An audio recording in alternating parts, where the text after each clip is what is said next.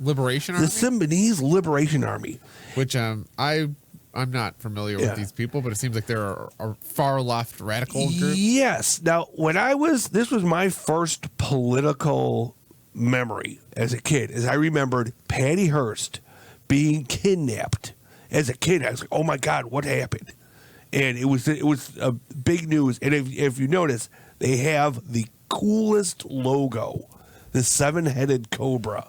I think that's something about fascists. It represents fascists.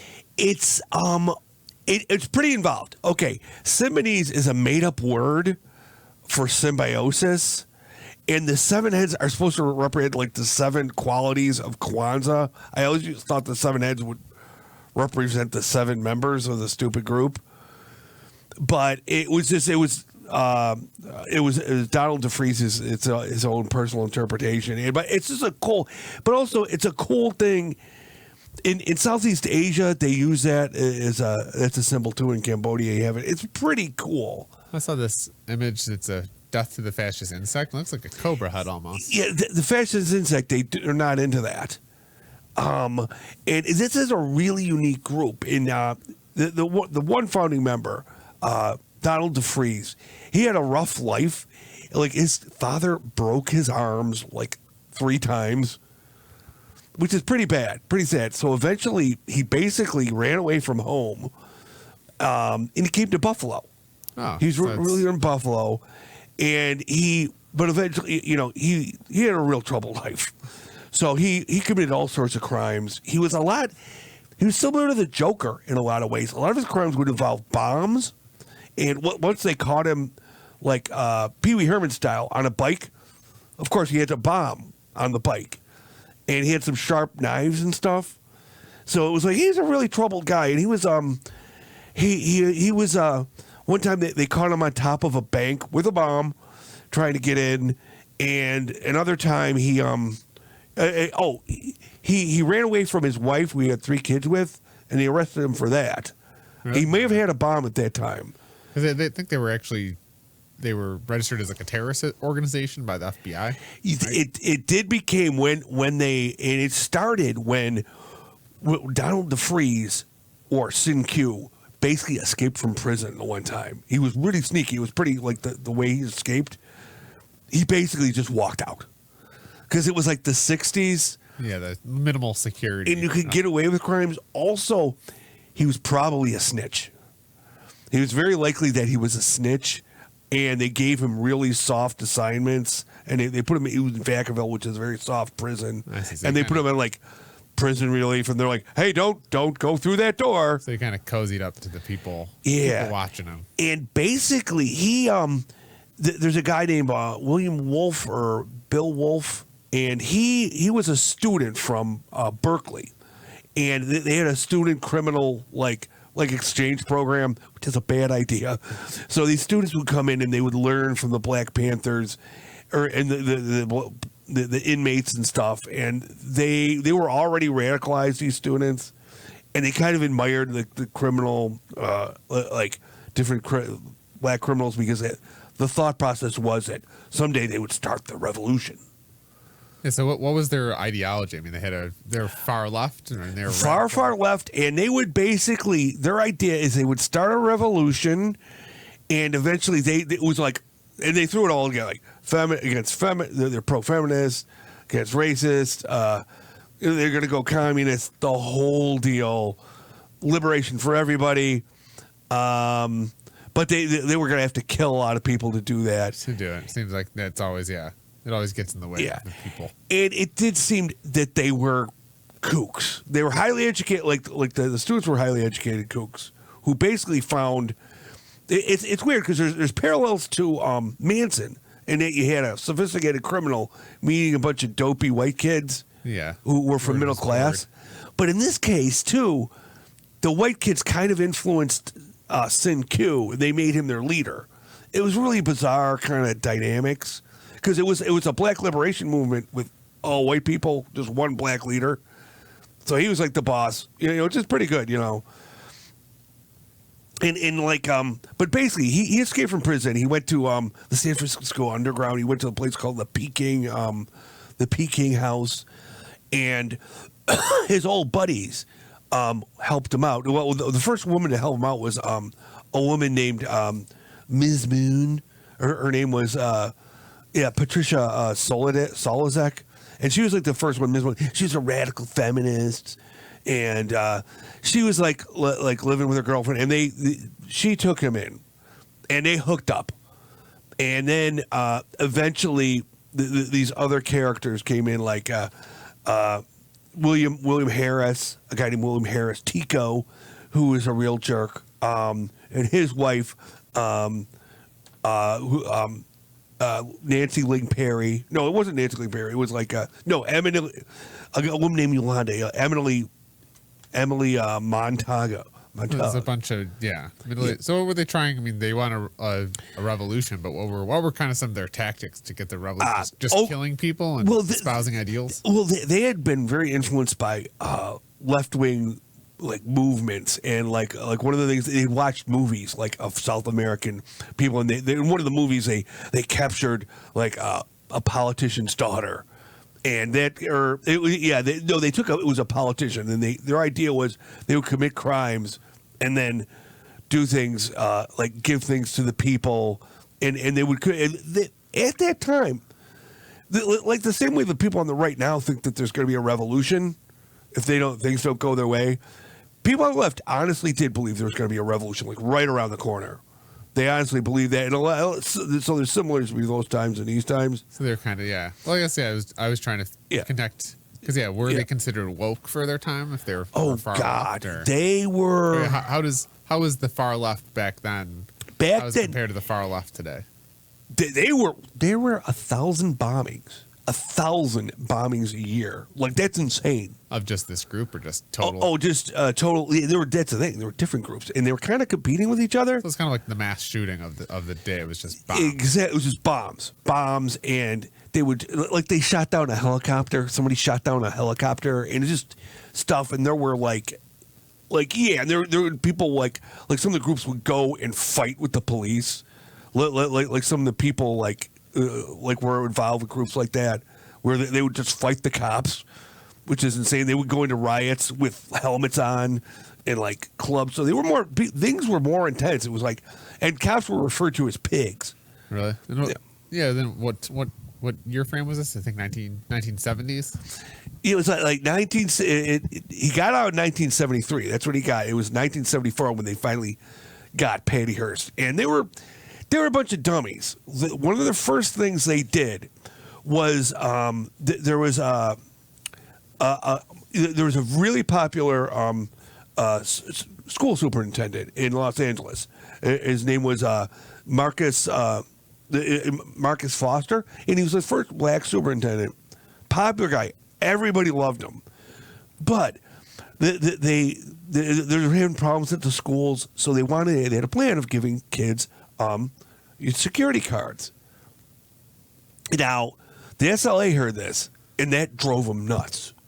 Because in their mind is like, oh my God, that's the first step toward dystopia.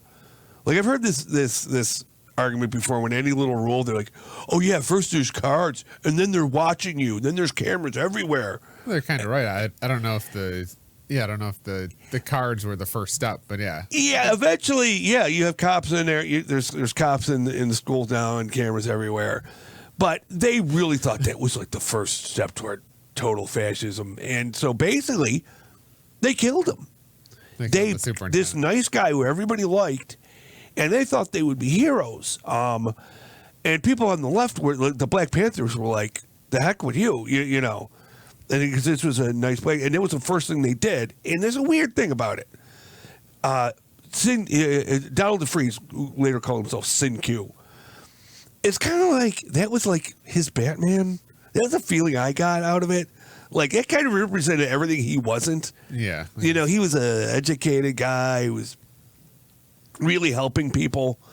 And here he was like a guy who's like kind of like a criminal Joker in a lot of ways, with bombs and knives, and you know. So that was my own private psychology thing. So they killed him, and so everybody hated him. And then they thought they said, okay, we have to have another idea to get ourselves famous and to talk to the people. And that was, and tragically, well, this is another thing they would do in the 60s. The Hearsts, Patty Hearst was getting married to her hubby, Scott Weed, and they announced it in the paper. This Iris she's gonna marry, and she's going to Berkeley. And basically, it was really easy for them to go, oh, wait. Now, this is a background on the Hearsts. Okay, maybe you don't know about the Hearsts. The Hearsts were the Rupert Murdochs of their time. They made a crap load of money. They were billionaires. She was a descendant of billionaires? She was a descendant of William Hearst. Now, okay, here's another thing for you kids. Go watch Citizen Kane. Okay, it's about the Hearst, about the founder of Hearst. He was like this billionaire. Kind of like, think about Mr. Burns. Similar to that, he also has he has a mansion. He has this insane mansion where you get lost finding it. Like there's zebras there and stuff. So he's insane rich. So anyway, they found out his granddaughter was getting married, and they figured out she lived at Berkeley in this super easy, like, oh my God. Like it was the 60s. And there was like no rules. So they just figured out, and they really studied how, they would do disguise. Oh, a lot of them were acting students. I see. The theater majors. They're kind of acting. Seems like even they got the inspiration from movies and stuff. So they're kind of like just making a political drama. So they would do disguises, and the first basically Patty Hearst got a knock on the door, and there was a woman who was like, "Oh, I got an accident." Oh, but the thing was, she was acting. She was really a terrorist. She was really Nancy Ling Perry, or Fahiza, another ex-con feminist. She used to be a cheerleader, and then she became a blackjack dealer, a topless blackjack dealer, and then she got into drugs. Huh. And then prostitution. But then she became a radical. She moved in with Ms. Moon, and they were radicalized. Yeah. So then she was just an act, and then basically Sin Q person along with Tico, and they beat the heck out of Steve Weed. It's not a big thing. If you ever see him, he's a real goofy guy with a mustache. And they basically took Patty Hearst. And this is the thing. Later in the story, basically they kept her in solitary confinement in a closet, a 3-by-6 foot closet, for 2 months with a blindfold on. Oh, grunt. And she was 19 years old, and she was terrified. And they would tell her their stupid philosophies. Like, we're Marxist terrorists, we're Maoists. And they would and to her, she was an heiress. She was a rich woman, rich girl. So they kept calling her Marie Antoinette, which is kind of threatening if you know the history of Marie Antoinette. Yeah. And this is the thing. Solitary confinement is considered torture. She was in there for 2 months. She eventually started thinking that she had to convince them that she was into them. Yeah, to get out of it. Which is, okay, that's an Uncle John way to get out of hostage situation. Oh, yeah. Pretend you're with the hostage people. That makes sense. Let's make it go. Okay, really? Really, Mr. Terrorist? Really, Mr. Hostage person? What's it called? It's called, there's a term for it, when you just empathize with your cat. Yeah, Stockholm syndrome. And the funny story is, they eventually, they decided to take off her blindfold, after 2 months, and she saw him for the first time. Now, she didn't say this, but she was shocked by how ordinary and ugly they all were. Because in her mind, she was thinking they're all these handsome, good-looking people. But she was like, it was just she's like, oh, and then she said, oh, you're also attractive. And she was lying. She's going along with him. So she got out? This is the thing. They made her basically call her family and basically made her say stuff like, oh, I'm turning on, I realize the fascist pigs are jerks. And, well, she was far more articulate than that, though. Yeah. And she said, and she basically what they did is they made her take that picture, which she looks great in that, I think. I think that's an iconic picture. For amateurs, that's just good imagery. So she basically took that picture, and then there was the Hibernia Bank That basically they needed money, and Sin Q is like they were all talking like, what are we gonna do? We're gonna go after a bowling alley, an ice cream and a lemonade stand. And he's like all cool. He goes, you guys are so white. We're going to go after a bakery. Like, a bakery? Yeah, because that's where the bread is. A bank. So they decided to go to a bank, knock over a bank. And basically, they chose up teams. And she got in there and she said, my new name is Tanya. And I'm going to fight for the SLA. And they went over this bank. They shot 2 people. But she got out there. And everybody starts like, oh, my God, she's a terrorist now, But she was just going along with it. But also part of her was starting to get like brainwashed a little bit, too. And they would listen to the news. And there were people like, oh, that Patty Hearst. Oh, she's a traitor. They should just shoot her. And the cops would kind of, they didn't have good trigger discipline back then. They would shoot people. Yeah, they couldn't get filmed. So she started killing. She started thinking the cops were going to shoot her. But it was funny. They gave her. They all had like revolutionary names. She got the name Tanya, and the other women were really jealous because Tanya was Shay's girlfriend. And they were all like, it was like jealous, like she got the cool name, So and she was like this newbie, So, but anyway, yeah. So basically, and then they left, and then they're like, they were. They decided to go to Los Angeles because there was a lot of heat there in San Francisco, and they decided they would break up, which was really weird.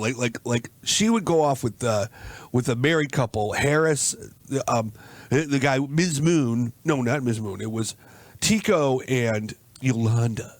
They were like this couple, and they were really annoying because they said that those were the ones who hated her the most, and she hated them. But she had to break off with them and go like be in their little cell, and so they were basically they went off and they went to a sporting goods store to get some goods because they were going to do crimes, and the stupid guy Tico decided to steal a bandolier, which is like they're wanted by everybody. Yeah, and he steals a bandolier. Well, he puts it in his pocket. And I think the one store guy says, oh, you're going to pay for that? And instead of being cool, like, oh, I forgot it, he turned it into a whole thing. And basically, some guy tackled him. And they tackled him. And then Patty was in the getaway car. And this is the thing. She was trained. They trained her in guns and what to do. Because she was there for like 2 months. And her training kicked in, but also, too, in her mind, if they got away, they'd come back and kill her and be, why didn't you help us? So she took out her machine gun. She just shot, like, above them. And then they were able to get away and get in the car, their getaway car. And then, they went from one getaway car to another. They hijacked a teenager. Some teenage kid was like, oh, man, what's going on? But they were nice to him. But they eventually, thing is, the one car that they left had a parking ticket in it, and the parking ticket was where the other hideout was, and in Compton. So basically, they went to Compton where the car was parked, and they asked, "Well, are there any white people around?" Because basically, remember, it was like they're in the middle of Compton, and there's like one black guy with a bunch of weird white people. Yeah, they probably stuck out like a store. Yeah, and they were so basically they surrounded the house. It was the biggest shootout in U.S. history. Like thousands of rounds were shot, like all over the place. There were like 500 cops, all surrounding this. They threw in tear gas. Now this is a bad thing. This has happened a couple times. You throw in tear gas. Tear gas was on fire. So it started a fire. And they went down into the basement of the house. They were shooting out of the things. And they basically, like, one woman came out, Gabby. Gabby, I kind of felt bad for her. She was like a lesbian who was in love with Ms. Moon. And that's why she kind of hung out in the group. But they didn't like her. Like Sin Q didn't like her because it's like She was the odd person out, but she got up and she went out like a champ. She got shot to death, but the rest of them they burned in the fire. But Sid Q, he shot himself. But meanwhile, you had Patty was out there with those two jerks, and they were just like, what are we gonna do, man? We don't know. And they did go. There was because this is other weird part of time. People would help them. There were other people that helped them. There was they actually got some more members, like some that came hooked up with them. And there was this writer who wanted to write a book about him, and he took him out to Pennsylvania, and he was kind of a scumbag, but he took him out to Pennsylvania to because he wanted to learn from them and stuff and write a story about them, and their attitude was like, you're so uncool, you're such a bourgeois pig, and they were really like ungrateful to him. But he was kind of a jerk anyway. So, but eventually they were so loose. At one point, the author brought one of his, a brother of his over, and eventually the brother got drunk and told the cops where they were. And basically they went from house to house, and eventually they got Patty. They got Patty. So she's a hero or a villain? Or she's kind of a victim. Now, I think she was brainwashed and she was going around with it. There's other people who's like, no. She had a lot of chances to get away. In my attitude, you don't know. To me, it's kind of hard to say when you're not in her position. William Bailey, I think, this is one of the famous lawyers. He worked on O.J. Simpson case. He was her lawyer, and I think his name William F. Bailey, I think. But anyway, he's a famous guy. He was a lawyer. He did the Stockholm syndrome thing. Like she probably bought it, which is true. You're in a closet for 2 months. What are you going to do? It changes you. Yeah. I mean, trauma changes you. Being confined for 2 months, like in my life, a day is like a whole universe. Yeah. Of stuff. I get up in the morning. I do this. I couldn't imagine if I was in a closet all day. Then the next day, same thing. Closet. And they're all, there's all these horrible people outside. And they would come in and they would sit there and do their stupid, their political views. They talk about the bourgeoisie, the fascist pigs. And one interesting thing they did do, they had a food distribution. Because the needy. Because she was heiress, he kidnapped her. He said, "Okay, Mr. Hearst, what you do is we want to feed all the poor people in California." Now, man, he didn't have that much money, but he decided to give like $70 worth of food to just distribute food in San Francisco, and it was the largest food give out ever in the U.S. But the thing is, a bunch of scumbags showed up, like Jim Jones showed up. Nice. Get the whole gang together, and also the Nation of Islam showed up, and they wanted like a chunk of everything. And also, like people were just, there was riots basically, and there were 22 people got injured, and it was like a free for all. People just tried to steal food, and like even though they were giving it away, and it just fell apart. That whole idea of just getting food back, feeding the needy. It's kind of a nice idea, but nice. They seem like a experimental punk group.